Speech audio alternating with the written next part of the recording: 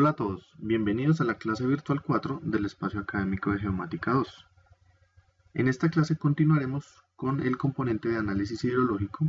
Recordemos que en la clase virtual 3 trabajamos los conceptos de dirección de flujos y áreas acumuladas, y asimismo trabajamos el video de la parte práctica de análisis hidrológico hasta estas temáticas. En este video vamos a trabajar lo correspondiente a delimitación de cuencas hidrográficas, la parte de extracción de redes de drenajes para nuestro modelo digital de elevación, y vamos a mirar unos índices hidrológicos relevantes que son o que se pueden calcular con la herramienta que estamos trabajando en QGIS y GRASS. Y terminaremos repasando o analizando la temática de cuenca visual. La parte práctica la realizarán a través del mismo video que trabajamos en la clase pasada, solo que esta vez empezarían a partir del minuto 25. Las cuencas hidrográficas son referentes para la planificación ambiental territorial, tienen mayor jerarquía que las delimitaciones o que los planes de ordenamiento que se realizan a nivel municipal. Esto es muy importante.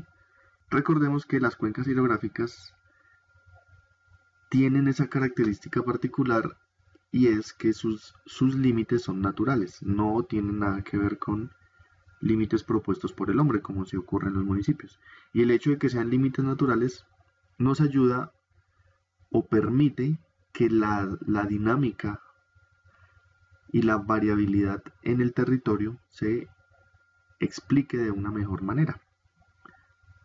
Entonces, por esto, las cuencas hidrográficas son de gran importancia para los análisis hidrológicos, y tenemos una gran ventaja, y es que con los modelos digitales de elevación podemos realizar la delimitación de estas áreas. Procedimentalmente, los programas para manejo de información geográfica determinan para cada celda las cuencas que tienen una conexión con esa celda aguas arriba.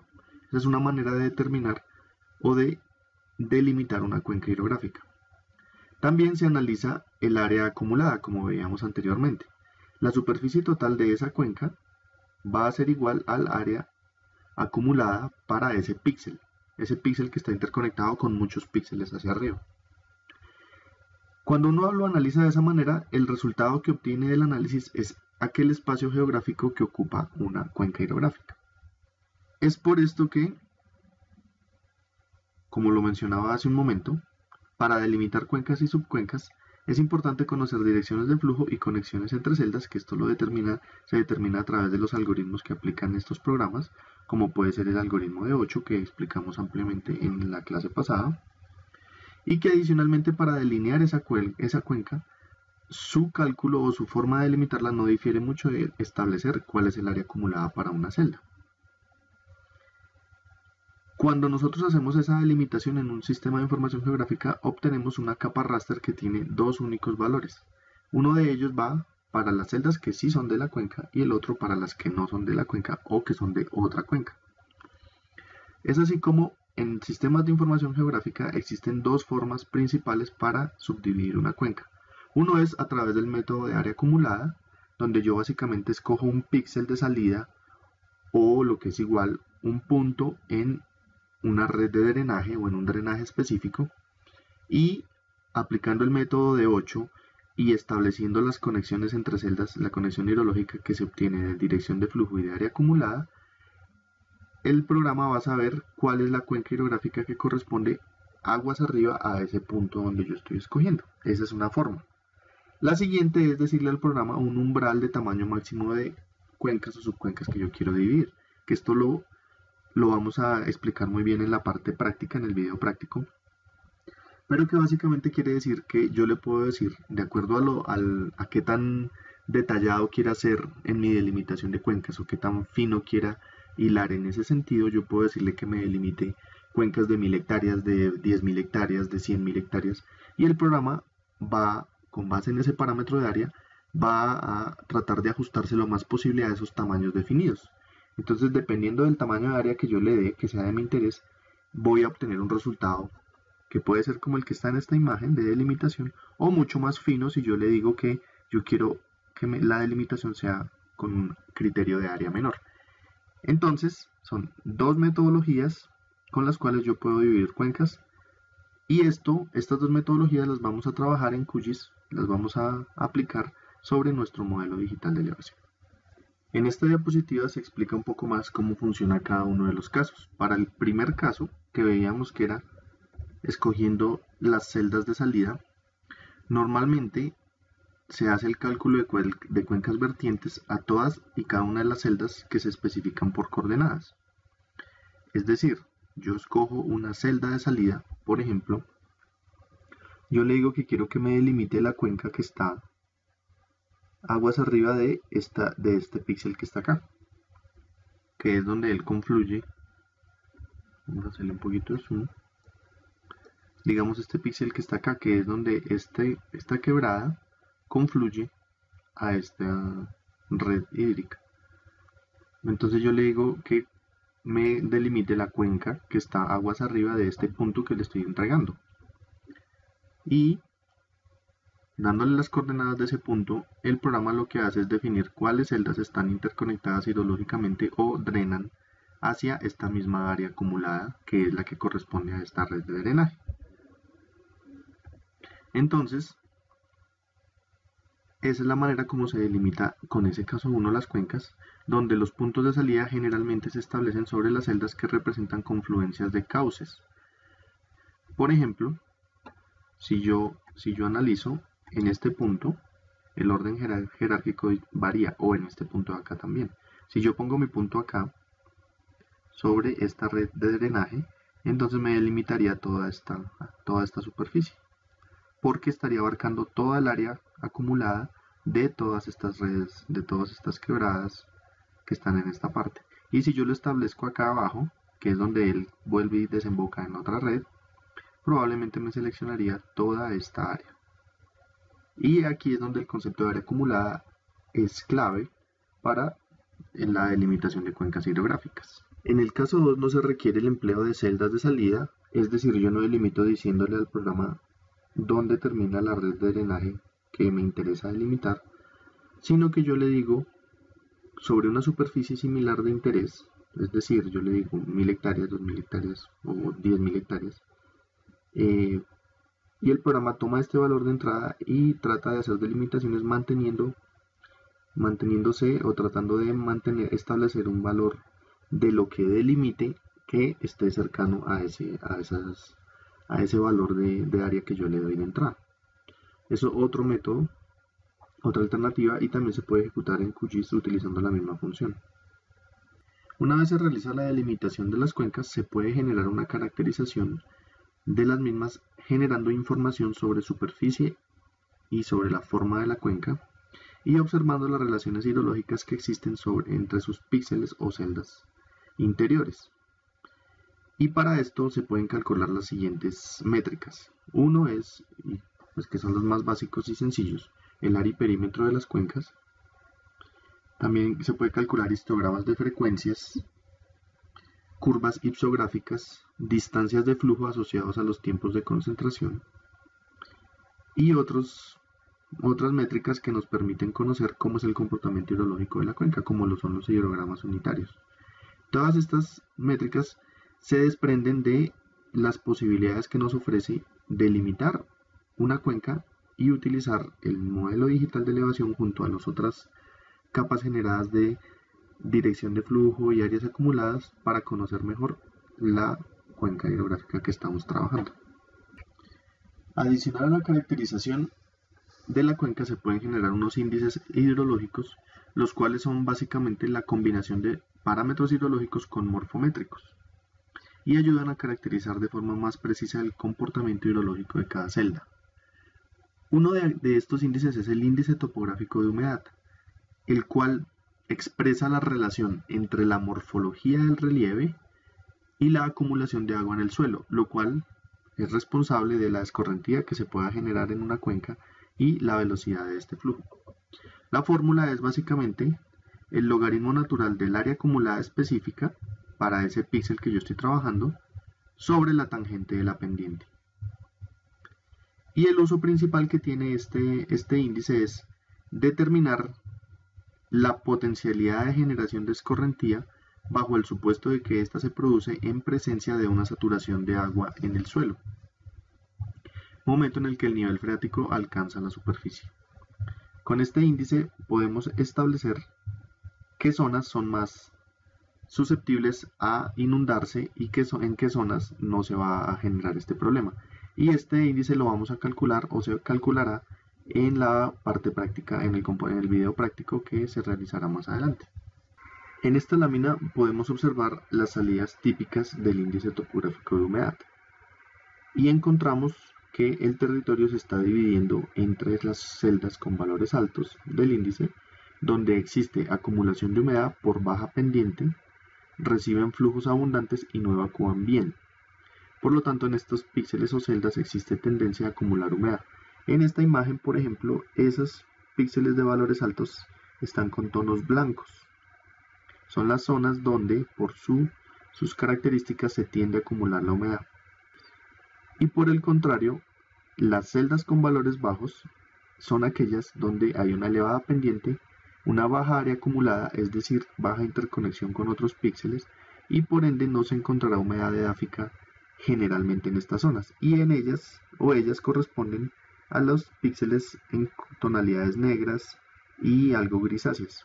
Son las zonas con índices intermedios y bajos del índice topográfico de humedad. Otro índice que encontramos es el índice de potencia de cauce, por sus siglas SPI, que refleja el poder que tiene el flujo en cualquier parte de la cuenca, en cualquier celda, y la tendencia a que las fuerzas gravitacionales muevan el agua pendiente abajo. La fórmula de este índice es básicamente el área acumulada que drena a través de una celda, es decir, el área acumulada de una celda, como ya lo hemos explicado previamente, multiplicado por la pendiente o el ángulo de pendiente de esa celda. Y aquí la interpretación que hacemos es que si los valores altos del índice, es decir, valores altos de área acumulada así como de pendiente, implican una mayor energía de flujo. A mayor pendiente hay mayor energía potencial que se puede generar en ese punto. Y por ende, en las zonas o en las celdas que acumulen una gran área acumulada, así como una alta pendiente, van a tener un flujo abundante con una alta velocidad. O sea que es una zona que tiene una tendencia muy alta a generar eventos torrenciales. Y otro índice de importancia que encontramos es el factor LS, que hace parte de la ecuación universal de pérdidas de suelo, donde se calcula básicamente qué longitud tiene la pendiente y qué grado o qué nivel de pendiente es la que se está presentando. Esto es un término muy asociado como a lo escarpado que puede hacer una zona. Entonces este índice LS se calcula utilizando nuevamente el parámetro de área acumulada, que tiene un píxel, pero también la pendiente local de ese píxel. Y esto utiliza unos parámetros M y N que normalmente se deben calibrar de forma empírica a través de regresiones lineales y para cada zona de estudio. Sin embargo, algunos autores que han trabajado la ecuación proponen algunos parámetros con base en sus hallazgos. Por ejemplo, Moore en el 92 sugiere que si hay laderas menores a 100 metros y pendientes de hasta 14 grados, se pueden utilizar factores M y N de 0,6 y 1,4 respectivamente. En el 90, Foster propone que M y N sean iguales a 1 si la erosión predominante es laminar en la zona de estudio, o M1,6 y N1,3 si la erosión es en regueros. Esto ya es algo muy específico de lo que encontró Foster. Al utilizar el área acumulada en lugar de la longitud de la pendiente, como vemos aquí, ya que es la ecuación revisada de la pérdida de suelo, se tienen en cuenta factores como convergencia de flujo, muy asociados también a la curvatura que veíamos en otro video, y que no están contemplados en la formulación original. Este factor LS también se puede obtener utilizando QGIS y a partir del modelo digital de elevación. lo cual veremos más adelante en el video práctico. Otro análisis interesante que se puede realizar utilizando modelos digitales de elevación y sobre las cuencas es el tema de visibilidad. Tiene cierta relación con el tema de sombreado, pero no es exactamente lo mismo. En el tema de visibilidad, sencillamente se está mirando cómo las formas del relieve condicionan la visibilidad entre puntos del modelo digital. Y también trata de establecer qué puntos están bloqueados con otros puntos y en qué puntos existe línea de visión entre ellos, dependiendo de una altura definida de observación. Un análisis de visibilidad básicamente permite saber si dos celdas tienen conexión visual o conocer que otras celdas son visibles desde una celda dada. Entonces, aquí lo que se hace es que se define el conjunto de celdas relacionadas visualmente como una cuenca visual que está asociada a estas celdas. Para el cálculo de cuenca visual se deben estudiar todas las direcciones en las que la luz llega a la celda y se analiza cada una de estas en una línea de visión. El concepto entonces de cuenca visual pasa por establecer desde un píxel específico qué celdas son y qué celdas no son visibles. Y para esto lo que debemos determinar es la distancia entre el punto central o de análisis y la celda que quiero observar, y lo que debo establecer es el ángulo que existe entre esa celda y la celda que quiero mirar, y debo establecer si en ese camino, en esa línea de visión, existe un píxel que tenga o una celda que tenga un ángulo mayor. Si es así, quiere decir que ese píxel que tiene un ángulo mayor me estaría bloqueando la visión hacia el píxel de interés. Digamos, si yo estoy aquí en este 10 y quiero mirar este píxel que está aquí con valor 23, si existe antes de la ocurrencia de esta celda una celda que tenga un ángulo mayor, evaluado a través de esta fórmula, entonces quiere decir que este píxel de acá no será visible desde este de acá. Vamos a hacer la explicación con base en esta tabla que está acá. Entonces, supongamos que vamos a evaluar la visibilidad desde la celda con valor 10 hacia todas las celdas de esta columna. ¿Sí? Entonces, tenemos la siguiente tabla. ¿Cuál es la diferencia de alturas entre la primera celda y la segunda? Sería 4, ¿cierto? Porque esta celda tiene altura 10 y esta tiene altura 14, entonces tengo 4. Luego, debo establecer la relación entre la diferencia de altura y la distancia. Entre 10 y 14 avancé una unidad, por ende la relación me da 4. Quiere decir que esta celda es visible. Desde el 10, desde esta celda 10 yo puedo ver la celda 14. Ahora evaluemos la celda 19. Quiere decir que yo tengo una diferencia en altura de 9 y una distancia de 2 unidades. Debo pasar por 14 y luego 19. Una, 2 unidades.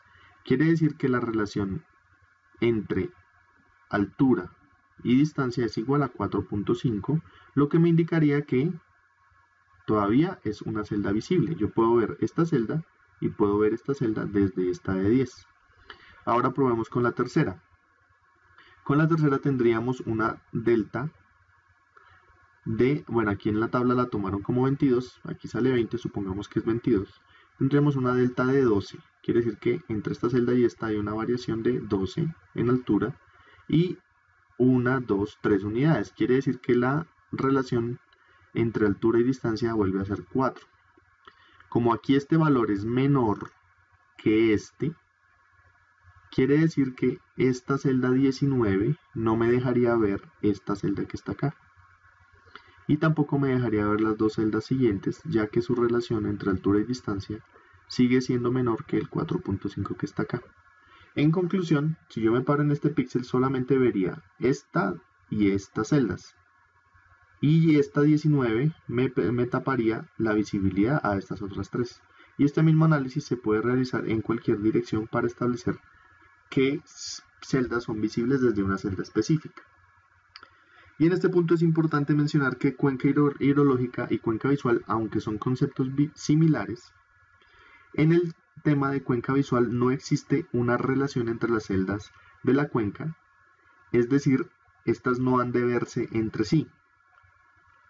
Al contrario de lo que ocurre en la cuenca hidrológica, quiere decir que una celda puede tener una conexión hidrológica con otra y no ser visibles entre sí, sino que la comunicación se da por direcciones de flujo y el concepto de área acumulada. Y otro aspecto que es importante mencionar es que cuando uno aplica un análisis visual en grandes distancias, nuestro resultado podría ser como que sí son visibles. Sin embargo, hay que tener en cuenta que la visión humana tiene limitaciones, asimismo pueden darse efectos atmosféricos como neblinas, etcétera, otros factores que pueden limitar esa visibilidad, y por ende los análisis visuales no deben estar realizados o deben ser acordes con los procesos modelizados para evitar cometer errores que ya están más relacionados con puntos que podrían aparecer como visibles entre sí, pero por distancias en realidad no lo serían. Con estos conceptos analizados hemos concluido la unidad de análisis hidrológico. En este punto quiero felicitarlos por haber seguido atentamente los contenidos y por llevar los contenidos teóricos a la parte práctica a través de los videos. Podemos resumir las temáticas analizadas en este capítulo de la siguiente manera. Dentro del análisis hidrológico existen diversos métodos para la asignación de direcciones de flujo. Como vimos, el método de 8 es el más elemental de ellos y constituye la base conceptual de gran parte de los restantes. Para quienes no lo tienen muy presente este método, recuerden que es aquel que determina la dirección del flujo con base en grados o intervalos de flujo de 45 grados. Y recordemos que es un método unidimensional y que tenía ciertas limitantes, dado que no siempre en la realidad el agua va a fluir con base en estos intervalos. Sin embargo, es un método muy sencillo, de cálculo muy sencillo, que permite de una manera muy aproximada delimitar cuencas hidrográficas a partir del establecimiento de áreas acumuladas y de direcciones de flujo. Adicionalmente, este tipo de técnicas nos permiten establecer relaciones entre celdas y proceder a estudios regionales. Si no estableciéramos estas relaciones entre celdas, no sería posible realizar análisis hidrológicos a partir de modelos digitales de elevación. El área aportante es el parámetro principal de dicho análisis y se puede emplear como parámetro de apoyo para la extracción de redes de drenaje y de delimitación de cuencas hidrográficas. Área aportante o área acumulada son conceptos similares. La combinación de parámetros, en particular de área acumulada y pendientes, da lugar a índices hidrológicos de gran utilidad para el entendimiento del comportamiento hidrológico de una cuenca. Algunos conceptos claves que trabajamos en esta unidad son el de cuenca hidrográfica, entendida como una unidad de territorio donde las aguas fluyen mediante un sistema natural interconectado y en la cual pueden interactuar uno o varios elementos biofísicos, socioeconómicos y culturales. La cuenca visual es un concepto similar al de cuenca hidrológica, pero expresa una relación visual entre una celda con otra y tiene una característica fundamental que ya la hemos hablado, que no todas las celdas están conectadas entre sí, es decir, no han de verse entre sí en este caso. Sin embargo, en una cuenca hidrológica sí existe una conexión total entre las celdas, así no sean visibles entre ellas, porque la conexión se da por direcciones de flujo a partir de las celdas que van estando cuenca, o llamémoslo así, hacia arriba de la pendiente. Curva ipsográfica es una gráfica que nos indica el porcentaje de área de la cuenca o de la superficie de la cuenca que está por encima de una cota determinada. El método determinístico 8 o de 8 establece que, dada una celda, el flujo puede abandonar esta únicamente en 8 direcciones posibles. Esto es la ventana de análisis 3×3 con ángulos de flujo en intervalos de 45 grados, lo cual es una de sus fortalezas y de sus debilidades, ya que lo hace muy simple de calcular, pero lo hace un poco impreciso. La divisoria de aguas es el límite que se establece entre dos cuencas y que permite separar las aguas de una con respecto a las aguas de la otra. Esta divisoria se traza sobre un plano topográfico o utilizando modelos digitales de elevación por las curvas de nivel de máximas alturas que bordean la cuenca, dividiendo las aguas lluvias hacia uno y otro lado a partir de criterios de delimitación de cuencas. También tenemos el histograma de frecuencia, que nos muestra la acumulación o tendencia, variabilidad o dispersión y la forma en que se distribuye un conjunto de datos. Es un tipo especial de gráfica de barras y para el tema específico hidrológico se suele usar para mostrar los rangos de alturas en una cuenca con respecto al porcentaje de área que ocupan. Y esto a su vez es una relación de la edad de la cuenca. Luego tenemos la ecuación universal de pérdidas del suelo, revisada, por eso se le agrega la R, la cual es un enfoque para determinar erosión hídrica. Recordemos que esta ecuación utiliza uno de los factores que calculamos en esta clase, y es el factor LS. Y la ecuación se puede resumir en A es igual a R por K por LS por C por P, donde A es pérdida del suelo en toneladas año, que es lo que queremos establecer con la ecuación, R es un factor de erosividad de la lluvia, K es un factor de erosionabilidad del suelo, L es un factor de longitud del terreno, que es adimensional, así como el factor S, que es el factor dependiente del terreno. Por eso el factor LS combina estas dos métricas y calcula un solo índice. C, que sería la cobertura y manejo de la vegetación, y P, que es un factor de prácticas de conservación que se implementan en ese suelo. El concepto de tiempo de concentración, que es el tiempo de viaje de una gota de lluvia que escurre superficialmente desde el lugar más lejano hasta el punto de salida, es decir, cuánto demora una gota de agua en recorrer toda la cuenca. También analizamos el concepto de zonas kársticas. Recordemos que es un tipo de relieve muy particular, en Colombia lo tenemos, y es asociado a la vegetación que crece sobre un tipo específico de rocas, como la caliza, la dolomita, etc. Aquí hay alguna bibliografía y enlaces de interés para la unidad. Y con esto concluimos la unidad 3 correspondiente a análisis hidrológico. A continuación pueden seguir desarrollando la parte práctica. Recordemos que en la clase pasada trabajamos hasta el minuto 25. En este caso continuarían con la parte práctica del video de análisis hidrológico a partir del minuto 25 y hasta donde termina, que es aproximadamente 55 minutos. Muchas gracias por su atención y hasta un próximo video.